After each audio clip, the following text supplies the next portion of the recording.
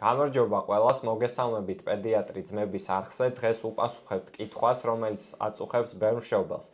შეიძლება თუ არა ბავშვს 6 თვემდე წყალი მივცეთ?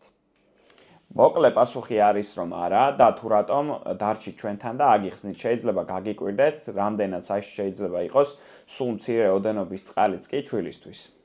ჯერ ვისაუბროთ კვების მხრივ რისკებზე. წყალმა შეიძლება ჩვილის პატარა კუჭი დედის რძეან ფორმულა ჩაანაცვლოს და ცრუ დანაყრების შეგრძნება გამოიწვიოს. ეს შესაძლოა დავით ბევრს დიდ პრობლემად არ მოეჩვენოს, მაგრამ ეს ნამდვილად სერიოზული პრობლემაა, იქიდან გამომდინარე, რომ დედის რძე და ფორმულა სავსეა ბავშვისთვის გონებრივი და ფიზიკური განვითარებისთვის აუცილებელი ნივთიერებებით და ნაკლები რძე შეიძლება უდრიდეს ნაკლებ კალორიას, ნაკლებ ცილას, ნაკლებ ცხიმს, ყველაფერი ეს კი ძალიან მნიშვნელოვანია როგორც ტვინის, ასევე სხეულის ჯანსაღი განვითარებისთვის.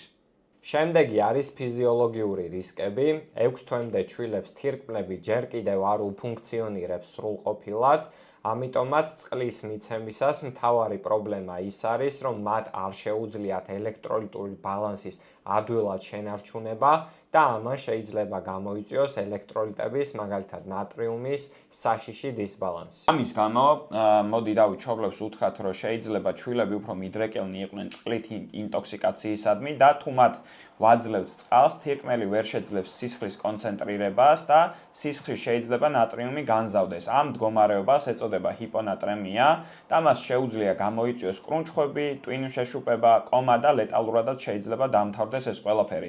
იშვიათია, თუმცა ძალიან სერიოზული პრობლემაა და ამიტომ ჯობს სერიოზულად მოვეკიდოთ. თუ წყალი გასტერილებული არ არის, ყოველთვის არსებობს ბაქტერიებისა და ვირუსების მოხვედრის საფრთხე.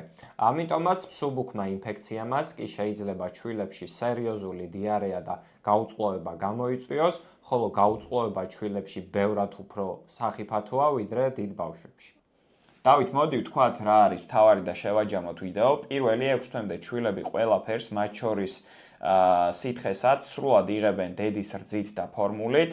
და მეორე, წყალი არა მარტო ზედმეტია, შესაძლოა მავნებელიც იყოს ამ ასაკში. თუ ეს ინფორმაცია თქვენთვის საინტერესო იყო, მოიწონეთ ვიდეო, გამოგვყევით ჩვენს არხზე და გააზიარეთ სხვა მშობლებისთვის. შეხვედრამდე შევხვდებით შემდეგ ვიდეოში პედიატრი ძმების YouTube გვერდზე. კარგად.